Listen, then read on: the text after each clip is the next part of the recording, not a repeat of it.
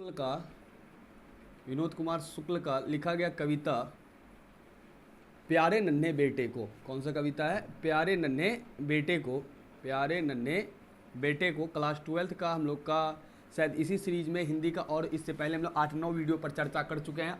8-9 chapter को हम लोग खत्म कर चुके हैं। आज हम लोग का टॉपिक रहेगा विनोद कुमार शुक्ल का लिखा गया ये चैप्टर है प्यारे नन्हे बेटे को। इससे एक बार दीर्घ पूछा गया है। यहाँ पर एक लड़का है, ठीक है, यहाँ पर एक लड़का है और लड़का जो है पूरी तरीके से यहाँ पर वो खोज कर रहा है किसके बारे में? लोहा के बारे में। किसके बारे में खोज कर रहा है? लोहा के बारे में। और उसके परिवार के सदस्यों के द्वारा लोहा कहाँ कहाँ है इसको बताया जाता है। लेकिन मूलतः चैप्टर में ये बात बताया गया है, क्या जो भी औरत है, जितना भी औरत है, जितना जो भी पूरा समाज का जो काम करते, कहने करती है कि हमारे समाज जो माताएं बहनें काम करती है, लगातार काम करती है, वो सारा का सारा औरत जो दबी हुई सताई हुई औरत है, वो सारा का सारा क्या है? लोहा है। वो सारा का सारा क्या है? लोहा है। आपको चैप्टर पढ़ने के दौरान मिलेगा, इसमें कुछ लाइन लिखा गया है, उसका व्याख्या पूछा जाता है। जैसे कि यही लाइन है जिसका व्याख्या पूछा जाता है। क्या लिखा गया है इसको ध्यानपूर्वक आप सुनिएगा। इसको लिखा है, हर वह औरत दबी सताई बोझ उठाने वाली लोहा, जल्दी मेरे कंधे से ऊंचा हो लड़का। यहाँ पर एक लाइन समझाया जाएगा कि हर वह औरत दबी सती, ठीक है, दबी और उसका क्या लिखा उसके बाद? दबी सताई यानी समाज में जो औरत का बात करेगा वो हमेशा क्या रहा है? प्राचीन जमाने से लेकर आज तक क्या है? उसे दबाया गया है, उसे सताया गया का मतलब उसे प्रताड़ित किया गया है। लेकिन तब पर भी वो बोझ उठाने वाली क्या है? लोहा है। बोझ उठाने वाली क्या है? लोहा है। व्याख्या इसी का पूछा जाता है। लेकिन यहाँ पर सवाल जो है, पूरा जो कविता जो लिखा गया है ना, वो लिखा गया इस सेंस में, एक बच्चा है उसको पूछा जाता है लोहा कहाँ कहाँ है, लिखा गया इस सेंस में। लेकिन यहाँ पर मजबूती लोहा का जो कहीं ना कहीं यहाँ पर तुमको दिखाने का प्रयास करेगा, वो किसको दिखाने का प्रयास करेगा? औरत को। किसको करेगा? औरत को। ठीक है, ध्यान से देखिए। पहले हम लोग विनोद कुमार शुक्ल की जीवनी को पढ़ लेंगे, उनके बाद हम लोग चैप्टर के व्याख्या पर चलेंगे। ध्यान से देखिए विनोद कुमार शुक्ल का सबसे पहले आप जन्म को देखिए, चलिए लिखाते चलिएगा। जन्म क्या है? 1 जनवरी 1937। ये इनका बहुत ही इंपॉर्टेंट रहा है। एक बार इसका जन्म को पूछा गया कि 1 जनवरी 1937 में इसका क्या होता है? जन्म होता है। जन्म स्थान इसका कहाँ हो जाता है?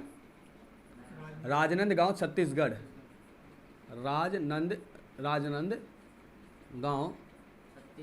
राजनंदगांव छत्तीसगढ़, यही है ना? राजनंदगांव छत्तीसगढ़। निवास स्थान कहाँ था? जन्म तो इसका यहाँ हुआ था, लेकिन निवास स्थान कहाँ था इसका? रायपुर, छत्तीसगढ़। रायपुर छत्तीसगढ़ है क्या? छत्तीसगढ़ की राजधानी रायपुर। रहता था कहाँ का? रायपुर का। लेकिन जन्म स्थान इसका कहाँ है? राजनांदगांव, छत्तीसगढ़। आगे की बात करें, वीरती के रूप में क्या किया था? इनका माने के लिए इंदिरा गांधी विश्वविद्यालय में एसोसिएट प्रोफेसर रह चुका था। निर्मला सृजना पीठ में जून 1994 जून 1996 अतिथि साहित्यकार रहे थे। सम्मान आप नोट कीजिएगा, इसे कौन कौन सा सम्मान मिला था? पुरस्कार में कौन कौन सा मिला था? इसमें कौन कौन सा पुरस्कार मिला था? सम्मान कौन कौन सा मिला था? रघुवीर सहाय पुरस्कार। कब मिला था? दिया गया है क्या? रघुवीर सहाय पुरस्कार, है ना? कब दिया गया था? 1992। और फिर क्या दिया गया है? दयावती मोदी कवि शेखर सम्मान। और क्या दिया गया है? सम्मान 1957। और कोई सम्मान है? साहित्य अकादमी पुरस्कार। साहित्य अकादमी पुरस्कार कब दिया गया? 1999। ये सारा का सारा क्या दिया गया है? इसे पुरस्कार किसको दिया गया है? किनको दिया गया है? तो विनोद कुमार शुक्ल को ये सारा का सारा क्या मिला है? पुरस्कार मिला है। आगे और कुछ पुरस्कार मिला है, तो आगे इसका है कीर्ति, यानी इनके द्वारा लिखा गया कौन कौन सा चीज़ लिखा गया, एक बार ध्यान से सुन लीजिएगा। पहला कविता संग्रह कौन सा लिखा था? लगभग जय हिंद पहचान सीरीज के अंतर्गत 1971 में प्रकाशित हुआ था। याद रखिएगा, इनका पहला कविता संग्रह क्या था? लगभग जय हिंद था। क्या था इनका पहला कविता संग्रह? ठीक है, इनका पहला कविता संग्रह लगभग कौन सा था? कविता संग्रह लगभग कौन सा था? जय हिंद। लगभग जय हिंद कब हुआ था प्रकाशित? 1971 में प्रकाशित हुआ था। कब हुआ था? 1971 में। एक दो ऑब्जेक्टिव बनता है इससे, ठीक है। तो विनोद कुमार शुक्ल का इसे जन्म पूछा है एक बार। आगे देखिए क्या कहता है। इनके अलावा इनका कौन कौन सा चीज? वह आदमी नया गर्म कोट पहनकर चलेगा। बहुत इंपॉर्टेंट है, आप किताब में ही टिक लगाइएगा, उतना लिखना संभव नहीं है। वह आदमी नया गर्म कोट पहनकर चला गया, किसकी कीर्ति है? विनोद कुमार शुक्ल की है। बहुत इंपॉर्टेंट है, लिख लीजिएगा। अगला पॉइंट चला गया, विचार की तरह सब कुछ होना बचा रहेगा, अतिरिक्त नहीं, सभी कविता संकलन है। ये सारा का सारा उनका कविता संकलन किताब में याद रखिए। वह आदमी आदमी नया नया गर्म कोट पहनकर चला गया। ठीक है, ये याद रखें, वह आदमी नया गर्म कोट पहनकर चला गया, विचार की तरह सब कुछ होना बच गया, और क्या है अगला, अतिरिक्त नहीं। अगला क्या है, अतिरिक्त नहीं। ये तीनों इसका कविता संग्रह आप किताब से टिक आउट करके ध्यान में रखिएगा। ठीक है, क्योंकि पहले भी बोले क्या याद रखना संभव नहीं, इसको सिर्फ क्या करना है, देखना है। क्या करना है, देखना है। इसके अलावा इसका और क्या है, नौकर की कमीज खिलेगा तो देखेंगे, दीवार में एक लड़की रहती है, सभी उपन्यास, तीनों इंपॉर्टेंट है। नौकर का कमीज पूछा गया है, नौकर का कमीज क्या गया, पूछा गया सवाल है कि नौकर का कमीज किसकी कृति है। याद रखिएगा, नौकर की कमीज जो है किसकी कृति है, आपको कुछ को हम लिख देते हैं। ठीक है, नौकर की कमीज किसकी कृति हो जाएगी, विनोद कुमार शुक्ल की। उसके बाद क्या है, खिलेगा तो देखेंगे, आगे क्या लिखा है, खिलेगा तो देखेंगे, खिलेगा तो देखेंगे। ठीक है, उपन्यास है, क्या है, खिलेगा देखेंगे। और क्या आदमी है, वह खिड़की पर दीवार में एक खिड़की रहती है। क्या है, दीवार में एक खिड़की रहती है। ये सभी का सभी इसका क्या है, उपन्यास, दीवार में एक खिड़की रहती है। ये तीनों इसका इंपॉर्टेंट है। इसमें से पूछा गया कौन सा सवाल है, ठीक है, उपन्यास है। क्या है, सारा सारा उपन्यास। याद रखिएगा, इनमें से नौकर की कमीज पूछा गया सवाल है कि नौकर का कमीज किसकी कृति है, याद रखिएगा विनोद कुमार शुक्ल का। ठीक है, आगे देखिए क्या कहते हैं, इसके अलावा भी क्या लिखा है, पेड़ पर कमरा और महाविद्यालय इसका कहानी संग्रह है। ध्यान से हम कुछ पॉइंट को लिख भी देते हैं। ठीक है, एक पॉइंट और क्या हो जाएगा, पेड़ पर कमरा। ठीक है, पेड़ पर कमरा, और एक क्या है उसका, महाविद्यालय। ये क्या है इसका, कहानी। ये क्या है इनका, कहानी। इनके द्वारा लिखा गया क्या है, कहानी। ठीक है, पेड़ पर कमरा, याद रखिएगा। ये भी सवाल बहुत इंपॉर्टेंट है कि पेड़ पर कमरा और महाविद्यालय दोनों सवाल इंपॉर्टेंट है, याद रखिएगा। विनोद कुमार शुक्ल के द्वारा लिखा गया है। ये सवाल आपको गाइड सब में देखने को मिलेगा। महाविद्यालय किसकी कृति है, याद रखिएगा विनोद कुमार शुक्ल का। किसकी कृति है, विनोद कुमार शुक्ल का। आगे विशेष इसके बारे में अगर जानकारी प्राप्त किया जाए तो उपन्यासों में कई भारतीय भाषाओं में अनुवाद किया था। इतालवी भाषा में उनकी कविताएं एवं संग्रह पेड़ पर कमरा का अनुवाद हो चुका है। याद रखिएगा, इनका जो पेड़ पर जो कमरा, ये क्या है, इनका जो है, इनका इतालवी भाषा में अनुवाद हो चुका है। किस भाषा अनुवाद हुआ है, इतालवी भाषा में अनुवाद हुआ है। याद रखिएगा, पेड़ पर कमरा जो इसका कहानी संग्रह है, इसका इतालवी भाषा में क्या हो चुका है, अनुवाद हो चुका है। याद रखिए, ये इंपॉर्टेंट सवाल है कि पेड़ पर कमरा जो है किस भाषा में अनुवाद इसका हुआ है। तो याद रखिएगा, पेड़ पर कमरा कौन भाषा में हुआ है, इतालवी भाषा, इतालवी भाषा। ठीक है, नौकर की कमीज उपन्यास पर मनी कौल द्वारा फिल्म का निर्माण। और इसकी एक कृति और कौन सी है, नौकर की कमीज। नौकर की कमीज जो कृति है, इस पे फिल्म बन चुका है। क्या बन चुका है, फिल्म बन चुका है। नौकर की कमीज पे क्या बना है, फिल्म बना है। और फिल्म कौन बनाने वाला है, मनी कौल। कौन बनाने वाला है, मनी कौल। बहुत इंपॉर्टेंट सवाल है, आज तक तो पूछा नहीं है, लेकिन जैसे सवाल देखने को लगता है क्या मोस्ट इंपॉर्टेंट रहने वाला है, क्योंकि नौकर की कमीज और इस पर अगर फिल्म बन रहा है तो कहीं ना कहीं इंपॉर्टेंट है। बनाने वाला कौन है, मनी कौल। फिल्म कौन बनाया है, मनी कौल। तो यहां ये सारा का सारा क्या होगा, विनोद कुमार शुक्ल के बारे में परिचय। आगे और कुछ पॉइंट दिया गया, ध्यान से सुन लीजिए, उतना इंपॉर्टेंट है नहीं। 20वीं सदी के 7वें 8वें दस विनोद कुमार शुक्ल कवि के रूप में आते हैं। कुछ ही समय के बाद हटाइए सबको। विनोद कुमार शुक्ल कवि और कथाकार हैं, दोनों विधाम अवदान अप्रतिमानित हैं। उनके 3 उपन्यास प्रकाशित हुए। तीनों उपन्यास आपको यहाँ दिखा है, नौकर की कमीज, खिलेगा तो देखेंगे, दीवार में एक खिड़की रहती है। ये तीनों उपन्यास किसका, आपका विनोद कुमार शुक्ल का। यहाँ उनके कविता संकलन वह आदमी नया गर्म कोट पहनकर चला गया, जो एक चला गया विचार की तरह से, एक कविता प्यारा नन्हा बेटा प्रस्तुत है। ये सवाल इंपॉर्टेंट रहेगा कि यहाँ पर जो आपके किताब में जो दिया गया है, क्या दिया गया है, प्यारे नन्हे बेटे को। क्या दिया गया है, प्यारे नन्हे बेटे को। ये कहाँ से लिया गया, याद रखिएगा। प्यारे नन्हे बेटे को जो लिया गया है, सबसे पहले याद रखिएगा, प्यारे नन्हे बेटे को है क्या, कविता है। क्या आपका कविता है। और कहाँ से लिया गया है, याद रखिएगा, ये लिया गया है वह आदमी नया, यही ना, वो आदमी नया गर्म कोट पहनकर, आज तक पूछा नहीं, कहा कि इतना बड़ा है कि ऑप्शन में देने में दिक्कत है। ठीक है, वह आदमी नया गर्म कोट पहनकर चला गया विचार की तरह। ठीक है, इन्हीं की कृति है, इतना बड़ा है कि आज तक ऑब्जेक्टिव में देता ही नहीं इसको। ठीक है, क्योंकि 2 लाइन तो ऐसे खा जाएगा, ऑब्जेक्टिव में अगर दिया पूछेगा प्यार नन्हे बेटे तो शॉर्ट लिख सकता है, वो आदमी नया गर्म कोट पहनकर चला गया विचार की तरह। ये सारा हुआ विनोद कुमार शुक्ल का कीर्ति। ध्यान से देखिए आगे इसमें क्या कहता है, कविता ऊपर की कही गई बातों पर साक्ष्य पेश करती है। कविता का नायक जो भिलाई छत्तीसगढ़ का रहने वाला है, जो सिंपल सी बात है। आपको एक पॉइंट बता देते हैं, जो छत्तीसगढ़ भिलाई का क्षेत्र है ना, यहाँ पर लोहा उद्योग ज्यादा देखने को मिल रहा है। कौन सा उद्योग देखने को मिल रहा है, लोहा उद्योग का। और भिलाई में कई प्रकार के उद्योग हैं, जो कि लौह उद्योग। कैसे उद्योग है, लौह उद्योग। यहाँ पर लिखने वाला जो नायक है वो कहाँ का है, छत्तीसगढ़ भिलाई का। याद रखिएगा, कविता का जो नायक है, कविता का जो नायक जो है, कविता जो लिखने वाला है, कविता का नायक कौन है, कहाँ का रहने वाला वाला है, ये नायक आपका कहाँ का रहने वाला है, छत्तीसगढ़ भिलाई का रहने वाला है। याद रखिएगा आपका दिया गया सवाल में, क्या कविता का जो नायक है वो कहाँ का रहने वाला है, छत्तीसगढ़ भिलाई का रहने वाला है। भिलाई एक क्षेत्र पड़ता है छत्तीसगढ़ में, ठीक है, छत्तीसगढ़ भिलाई का रहने वाला है। ध्यान से देखिए आगे कहता है चैप्टर में मूल बात यह है कि अपने नन्हे बेटे को, याद रखिए, अपने नन्हे बेटे को कंधे पर उठाए नन्ही बिटिया से घर के भीतर, नन्हा बेटा को क्या क्या है, गोद में उठाया है, कंधे पर उठाया है, और नन्ही बिटिया से घर के भीतर जैसे कौतुकपूर्ण बातचीत करते पूछता है, बतलाओ आपस में आसपास कहाँ कहाँ लोहा है। लोहा कदम कदम पर और गृहस्थी में सर्वव्याप्त है। कविता के अंत में लोहा का अनायास एक दुर्भेद्य प्रतिकारता ग्रहण कर लेता है। ठोस होकर भी वह हमारी जिंदगी और संबंधों में घुला मिला हुआ और प्रभावित है, और हमारा आधार है। सिंपल सा इसमें क्या है, अपने नन्हे बेटे को कंधे पर उठाया है और बिटिया घर में क्या करे, घूम रही। और यहाँ सवाल पूछा जा रहा है बेटी से, क्या बताओ तुम लोहा कहाँ कहाँ है, और लोहा के बारे में जाते जाते ये बताने की कोशिश करेगा क्या लोहा हमारे जीवन में भी देखने को मिला है। जिस प्रकार से व्यक्ति जीवन में काम करता है वो कहीं लोहा से कम नहीं होता है, बहुत से मजबूत सी काम करता है। खास करके औरत के बारे में ज्यादा यहाँ पर क्या क्या है, यहाँ पर जोड़ दे के लिखा गया है, जिस प्रकार से 27 औरत रहती है जो काम करती है वो कभी लोहा, वो भी कहीं लोहा से कम नहीं है। यहाँ पर लोहा दिखाते दिखाते उसे मानव के जीवन से भी रिलेट किया जाएगा। आइए यहाँ पर एक पॉइंट में हम लोग समझ लेते हैं इसका एक बार जीवनी, उसके बाद मेन चैप्टर पर चलते हैं, ठीक है। तो विनोद कुमार शुक्ल के द्वारा लिखा गया है। जन्म 1 जून 1937 को होता है, और जन्म स्थान राजनांदगांव छत्तीसगढ़ में, निवास स्थान रायपुर छत्तीसगढ़ में, और सम्मान इसे कौन सा मिला था, रघुवीर साहिब पुरस्कार मिला था, दयावती मोदी कवि शेखर सम्मान पुरस्कार मिला था, साहित्य अकादमी पुरस्कार मिला था। पहला कविता संग्रह लगभग जय हिंद 1971 प्रकाशित होता है। नौकर की कमीज खिलेगा तो देखेंगे, दीवार में एक खिड़की रहती, उपन्यास। इसके पहले एक दो आपको बोले थे किताब में टिक लगाने के लिए, शायद आप लगाए होंगे। इनका और एक कहानी संग्रह है पेड़ पर कमरा और महाविद्यालय, पेड़ पर कमरा और महाविद्यालय इनका कहानी संग्रह है। इसके साथ ही पेड़ पर कमरा का अनुवाद इतालवी भाषा में हो चुका है। किस भाषा में हो चुका है, इतालवी भाषा में। और नौकर की कमीज पर एक फिल्म बना है, वो फिल्म कौन सा है, मनी कौल के द्वारा फिल्म बनाया गया है। और प्यारे नन्हे बेटे को कहां से लिया गया, याद रखेंगे प्यारे नन्हे बेटा कविता है, और इसे कहां से लिया गया, वो आदमी नया गर्म कोट पहनकर चला गया विचार की तरह। और यहाँ पर जो नायक है कविता का, जो मेन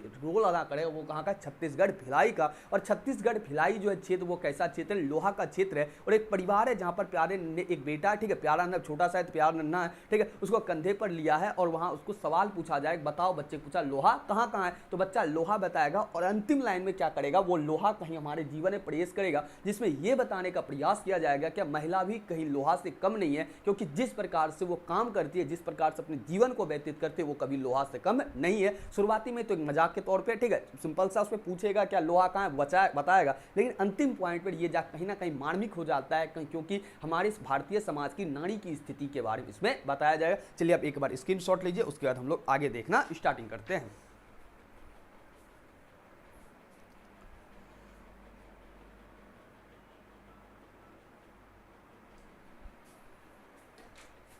तो चलिए चैप्टर पर चलते हैं, ध्यानपूर्वक आप सुनिए, ठीक है। प्यारे नन्हे बेटे को कंधे पर बैठा मैं दादा से बड़ा हो गया, सुनना आया, ठीक है। दादा क्या कहता है, वो बच्चा क्या करता है, दादा का कंधा पर बैठा है। अब छोटा बच्चा जैसे चले वो क्या कहता है, मैं दादा से बड़ा हो गया, लेकिन दादा मने मन सोचता है बेटा नीचे उतार देंगे तो बहुत छोटा हो जाएगा, ठीक है। तो ऐसे एक छोटा बच्चा है जो कंधा पर बैठा है, और बच्चा जैसे कंधा पर चढ़ा है, बच्चा तुरंत क्या बोलता है, क्या मैं दादा से बड़ा हो गया, सुनाना यह, ठीक है, सुनना है। प्यारे नन्हे बेटे को कंधे पर बैठा मैं दादा से बड़ा हो गया, सुनना यह, ठीक है, ये सुनने को मिलता है। प्यारी बिटिया से पूछूंगा, बतलाओ आसपास का, याद रखिएगा बेटा को कंधा पर लिया, पूछेगा किससे, बिटिया से। ये सवाल इंपॉर्टेंट रहेगा, क्या कंधा पर कौन चढ़ा है, बेटा चला है, और सवाल किससे पूछा जाएगा, बिटिया से। किससे पूछा जाएगा, बिटिया से। बिटिया सवाल क्या पूछेगा, आसपास लोहा कहाँ कहाँ है। सिंपल साइज में कोई इंपॉर्टेंट है नहीं, एक ही इंपॉर्टेंट है जो कि दीर्घ में आज तक क्या करते हैं 100% व्याख्या पूछा गया, वहां हम लोग व्याख्या करेंगे, ठीक है। यहाँ पर प्यारे नन्हे बेटा कंधा बैठाता है और मैं दादा से बड़ा सुनने के लिए मिलता है, और इसके साथ ही प्यारी बिटिया से पूछेगा कि बतलाओ लोहा कहाँ कहाँ है। तो कहाँ कहाँ लोहा है, तो बच्चा तुरंत जवाब देगा, चिमटा करकुल सिगड़ी। चिमटा मतलब जो उठाने वाला होता है, ठीक है, जो रोटी वोटी सेकता है उसको निकालता है। करकुल का मतलब वो करछुल होता है जिससे सामान्य का दालू निकाला जाता है। सिगड़ी मतलब जिसमें आग जलाया जाता है, वो बताया।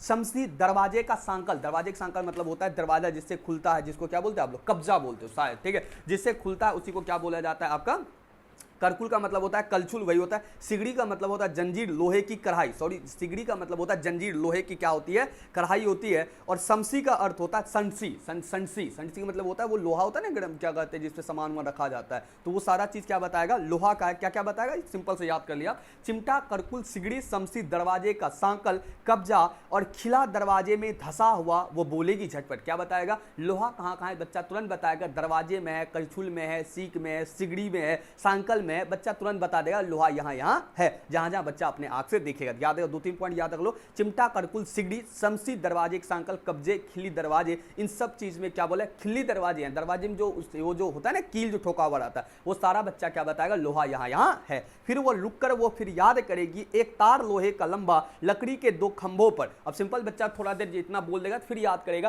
क्या एक तार जो है 2 खंभा के बीच बंधा हुआ, वो भी कहेगा किसका है, लोहा का है। और तना बंधा हुआ बाहर सूख रही जिस पर भैया की गीली चड्डी, देखिए कितना बढ़िया कविता लिख रहा है, ठीक है। उसे कह रहा है क्या, अब बाहर देखने को मिलेगा कि 2 खंभों के बीच का एक तार है जिस पर क्या बताएगा, भैया की गीली चड्डी जो सूख रही है वो भी किसका है, लोहे का है। चड्डी लोहे का नहीं है, वो क्या कहते हैं सीख जो है उसका तार जो है उसका लोहा, ठीक है।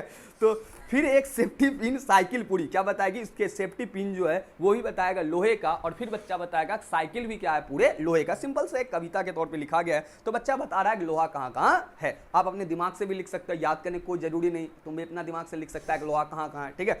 तो आसपास में ये ध्यान करेगी, सोचेगी, दुबली पतली पर हरकत में तेजी की, कितने जल्दी जान जाए वो आपस में कहाँ कहाँ है। बच्चे के बारे में थोड़ा विशेषता कहता है कि दुबली पतली बच्चा है और बच्चा तुरंत जानने का कोशिश करती है कि लोहा कहाँ कहाँ पर है, और बच्चा तुरंत खोज खोज कर बताती है कि लोहा यहाँ यहाँ पर है। फिर कहता है, मैं याद दिलाऊंगा जैसे सिखलाऊंगा बिटिया को फावड़ा कुदाली। अब यहाँ पर क्या कर रहा है, याद दिला रहा है, ठीक है। नायक जो है वो याद दिला रहा है, ठीक है। अब नायक कौन है, खुद लेखक है, ठीक है, खुद लेखक ही होगा। क्यों कहता है मैं याद दिलाऊंगा, तो यही लिख रहा है तो यही होगा। क्या कहता है, मैं याद दिलाऊंगा जैसे सिखलाऊंगा बिटिया को फावड़ा, जो कहता है मिट्टी कोड़ने वाला होता है, या कुदाली, ठीक है। फावड़ा जो होता है वो क्या कहते हैं, ऐसे करके होता है फावड़ा। अगर आप देखे होंगे तो जैसे ईंट उठ को उखाड़ने वाला होता है, इस प्रकार से होता है फावड़ा, ठीक है, इस प्रकार से होता है, ठीक है। वहाँ नुकीला होता है, ऐसे करके जब मारा जाता है उससे उखाड़ा जाता है। कुछ कुदाली तो आप जानते हैं जिससे क्या मिट्टी को कोड़ा जाता है। तो यहाँ पर ये लेखक सिखलाएगा कि फावला, कुदाली, टंगिया, टंगिया समझते हो, वो जो होता है क्या कहते हैं, कुल्हाड़ी का छोटा रूप, कुल्हाड़ी का छोटा रूप। उसके बाद बसुल्ला, बसुल्ला क्या होता है, ठोकने वाला जो होता है। उसके बाद खुरपी, बांस, खड़ी बैलगाड़ी के चक्के का पट्टा। और उसके बाद क्या बताएगा, उसके बाद जो है बैलगाड़ी खड़ा है उसमें चक्का में जो पट्टा लगा है, चक्का में क्या लगा है, पट्टा, वो भी किसका है, लोहे का। सिंपल से वही बताएगा। क्या ये लेखक अब बताएगा कि लोहा कहाँ कहाँ, वो क्या क्या बताएगा, फावड़ा में लोहा है, कुदाली में लोहा है, टंगिया, बसुल्ला, खुरपी और खड़ी बैलगाड़ी के चक्के के पट्टे, और बैलों के गले में कांसे की घंटी के अंदर भी लोहे की गोली किसकी है, लोहा का।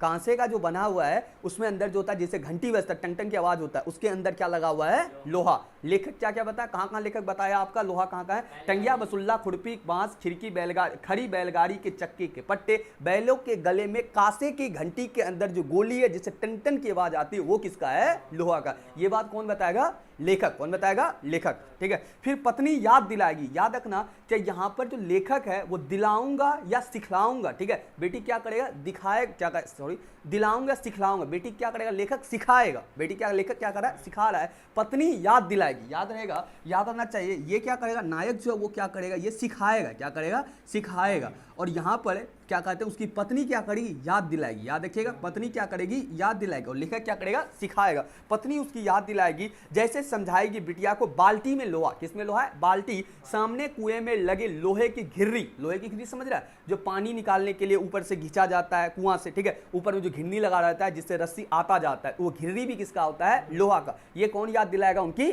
पत्नी। छत्ते की कारी डांडी और घमेला, छत्ते की किसकी, कारी डंडी और घमेला, छत्ता, छत्ता समझते हैं, अम्ब्रेला, अम्ब्रेला का ऊपर जो क्या था, घमेला, और क्या कहते हैं, उसमें घमेला जगह था जिस पर कपड़ा लगा रहता है, ठीक है। और उसका क्या लगा था, कांडी और डंडी, उस पर जो कांडी लगा था जिसको पकड़ता है, और डांडी किसका लगा रहता है, लोहा का। और छाता का तुम समझ लो, आज का दिन लगातार 7 दिन से दे रहा है ऊपर से, तो छाता की पूरा प्रयोग। तो इसको कौन बताएगा, पत्नी। कौन बताएगा, पत्नी। हांसिया, चाकू, हांसिया मतलब वही हंसिया, ठीक है, हंसिया समझ रहे हैं, कचिया टाइप का जो होता है, ठीक है। चाकू भी क्या बताएगा, लोहे का, चाकू क्या बताएगा, लोहे का। और भिलाई, बाला, डीला, जगह जगह के लोहे टीले। और भिलाई जो सारा क्षेत्र है तुमको पहले बताया, यहाँ पर जगह जगह किसका टीला है, लोहे का टीला, क्योंकि पूरा जो छत्तीसगढ़ भिलाई का क्षेत्र है वहाँ लोहा का कई प्रकार उद्योग है, जहाँ की प्राकृतिक रूप से लोहा विद्वान है। उसकी पत्नी कहेगी भिलाई पिटाई का क्षेत्र में लोहा का टीला तो हर जगह है। लोहा का टीला क्या है? हर जगह आपको देखने को मिलेगा। अंतिम कहता इसी तरह घर भर मिलकर धीरे धीरे सोच सोच कर एक साथ ढूंढेंगे लोहा कहाँ का है, तो सब मिलकर सोचेगा क्या लोहा घर में कहाँ कहाँ है, और इस घटना से उस घटना हर वह आदमी मेहनत कस लोहा, ये इंपॉर्टेंट पॉइंट है, ध्यान से सुनो, हर वह आदमी मेहनत कस लोहा है, हर वो औरत दबी सताई बोझ उठाने वाली लोहा है। ये पॉइंट पूछा था कि हर वह मेहनत कस लोहा, ये गया आदमी के मानवीय परिचय से। यहाँ तो बच्चा पूछा पति क्या क्या है, पति क्या क्या सिखाया और पत्नी याद दिलाया कि लोहा कहाँ कहाँ पर है, लोहा कहाँ कहाँ पर है। पति कहाँ कहाँ याद दिलाया था? फावड़ा, कुदाली, टंगिया, बसुल्ला, खुरपी पर सिखाया लेकर, और उसकी पत्नी कहाँ बताया? क्या बाल्टी में, कुआं के घिर्री में, उसके बाद क्या बताया? कुआं में जो लगाया पानी खींचने की उसका घिर्री में, उसका कांडी में क्या कहते हैं, छाता में, उसका चाकू में, हथिया में। उसका पत्नी क्या बोली? भिलाई के क्षेत्र में तो जगह जगह लोहे के क्या है? टीले, जो लोहे के क्या है? टीले हैं। अंतिम लाइन लिखता है जो यहाँ इंपॉर्टेंट लाइन है, क्या हर वह मेहनत कश व्यक्ति लोहा है, हर वह औरत दबी सताई हुई क्या है? लोहा है। कहने का अर्थ है जितना भी व्यक्ति इस दुनिया में मेहनत कश है, मेहनत कश का मतलब होता है जो पूरा मजदूरी करता है, पूरा मेहनत करता है, चाहे किसी भी क्षेत्र में मेहनत करता है, वो लोहा से कम नहीं है, वो लोहा से कम नहीं है। एक मिडिल क्लास फैमिली में अगर तुम देखेगा वो कभी लोहा से कम नहीं होता। आज बरसात का दिन चल रहा, ठीक है, उसके जीवन में तुमको अगर तकलीफ देखना है तो तुम जाके देख सकता है, जिस थाली में वो खाता है अगर पानी टपकता है ना, उसी थाली को वो क्या करता है? पानी के पास लगाता है ताकि पानी घर में चारों तरफ ना फैले। उसके घर में जो काम करने वाला व्यक्ति है वो कभी मेहनत कश लोहा से कम नहीं होगा, पूरी तरीके शिद्दत से वो क्या करता होगा? काम करता होगा। और हर एक व्यक्ति विश्व का जो पूरी मेहनत कश व्यक्ति वो क्या लोहा से कम है? नहीं है। लोहा क्या होता है? मजबूत होता है, चाहे किसी भी परिस्थिति हो, लोहा टूटने वाला आपका नहीं है। एक परिस्थिति के बाद लोहा भी टूटता है, जंग लगता है, टूट जाता है, लेकिन हर एक व्यक्ति जो है वो कभी लोहा से कम नहीं। जो व्यक्ति मेहनत कश है, जो व्यक्ति क्या है? मेहनत कश है, जो अपना जीवन पर्यंत अपना जीवन को बनाए रखने के लिए हर एक व्यक्ति क्या करता है? मेहनत करता है। और हर एक व्यक्ति क्या है? लोहा से कम है नहीं है, क्योंकि व्यक्ति के जीवन में कितना भी कठिन परेशानी आ जाता है, लेकिन तब पर भी वो अपनी आगे की राह को खत्म करना नहीं चाहता, उसे क्या करता? आगे लेकर जाता। आज स्टूडेंट लाइफ में बात कर लो, थोड़ा सा तकलीफ है, काफी तकलीफ है, तब पर मिडिल क्लास का व्यक्ति अधिकतर देखेगा। जैसे बड़ा क्लास का व्यक्ति पढ़ता है, ठीक है, उसके जीवन में उतना मेहनत किया, उसका जो पारिवारिक स्थिति रहता है उनसे चल ही जाता है। लेकिन मिडिल क्लास और गरीब का फैमिली में तुमको ये देखने को मिलेगा कि वहां पर रियलिटी में तुमको दिखेगा वर्क क्या होता है, आखिर मेहनत का व्यक्ति क्या होता है। लोहा असलियत रूप में आपको देखने को मिलेगा, ठीक है। लोहा का अर्थ का मतलब नहीं है कि लोहा व्यक्ति बन जाएगा, इसका मतलब ये नहीं है, ठीक है। उसका कार्य, उसका कर्तव्य जो है वो कभी लोहा से कम नहीं है। और अंतिम लाइन में क्या लिखता है? हर वो महिला, क्या लिखता है? हर वो औरत दबी सताई हुई। हमारे समाज में, प्राचीन समाज से लेकर आज तक की स्थिति की बात करो, हमारे समाज में महिलाओं की स्थिति जो है वो कहीं ना कहीं नीचे है, ठीक है। ये बड़ी शर्मिंदगी वाली बात है। आज ऊपर उठाए जाने का प्रयास किया जा रहा है, कुछ में सफल भी हुआ है, लेकिन कहीं ना कहीं आज भी महिलाओं की स्थिति क्या है? नीचे। स्थिति क्या है? नीचे है। लेकिन ये प्रयास किया जाए उनकी स्थिति उठाया जाना, और इस प्रकार से कह रहा है कि हमारे क्षेत्र में हर वो औरत दबी सताई हुई, जो दबाया हुआ है सदियों से और सताया हुआ है। तुम देखे परिवार में प्रताड़ित भी किया जाता है महिलाओं को, दहेज के कारण से इत्यादि कारण महिलाओं को क्या किया जाता है? प्रताड़ित किया जाता है। तो कहीं सताई हुई है। और एक महिला को तुम देखो, सिंपल से अपने माता बहनों को देखो, तुम देखो 6 बजे वो जब जगती है तो रात के 9-10 बजे तक काम करती है। अब हम लोग के जीवन में अगर एक दिन कहीं घूमने का मन होता है, चलो घूम लेते हैं, पढ़ने का मन नहीं तो एक दिन छूट जाता है। क्या मम्मी या बहन को तुम देखो जो काम करती है उसमें कहीं छूटता है क्या? नहीं छूटता है। वो ना चाह के भी उसको काम करना पड़ता है। वो क्या आपको लोहा से कम दिखता है क्या?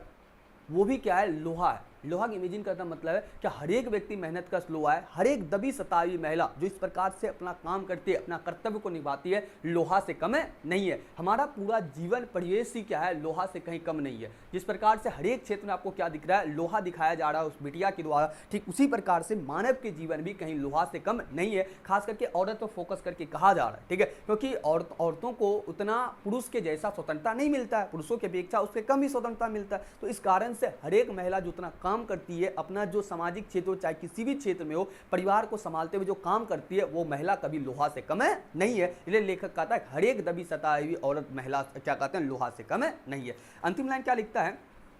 बोझ उठाने वाली लोहा, जल्दी जल्दी मेरे कंधे से ऊंचा हो लड़का, लड़की का हो दुल्हा प्यारा, उस घटना तक। क्या कहता है? ध्यान से देख क्या कहता है। क्या यहाँ पर जो उसके कंधे पर लड़का बैठा है वो जल्दी जल्दी क्या हो जाए? बड़ा हो जाए। और बिटिया जो आज क्या गिना रहा है? लोहा गिना रहा है, उसके लिए क्या खोजा जाए? दुल्हा खोजा जाए। क्या खोजा जाए? दुल्हा खोजा जाए। तो यहाँ कहने का अर्थ ये क्या है? अगर बिटिया बड़ी होती है तो उसके लिए कहीं ना कहीं पारिवारिक रूप पे ये आ जाता है, क्या उसके लिए क्या खोजा जाए? दूल्हा। क्या खोजा जाए? दूल्हा। कहीं ना कहीं दूल्हा कहने का अर्थ ये है, यहाँ पर आज भारतीय समाज की तुम बात करें, दहेज की स्थिति, ठीक है, जिसको ना चाहते हुए भी तुम नहीं छोड़ सकता। कारण क्या? सरकारी तरफ से काफी प्रयास किया गया कि दहेज को खत्म किया जाए, लेकिन दहेज की परिस्थिति आज भी तुमको देखने को मिलेगा, आए दिन पेपर में, टीवी में, अखबारों में देखने को मिलेगा। दहेज के कारण कितने ही ससुरालों में क्या होती है, महिलाओं का मृत्यु हो जाता है, चाहे वो फांसी लगाती है, चाहे जिंदा जल जाती है, या फांसी लगा दिया जाता है या मार दिया जाता है, आए दिन तुमको अखबार में देखने को मिलेगा। तो वही बात कहता है, जो दवाई सताई हुई औरत है, जो आज बिटिया तुमको लोहा गिना रही है, ठीक है, वो बिटिया के लिए विशेषकर कहा जा रहा है कि जैसे जैसे जैसे बेटा क्या होगा, जो आज कंधे पर बैठा वो जल्दी बड़ा हो जाएगा,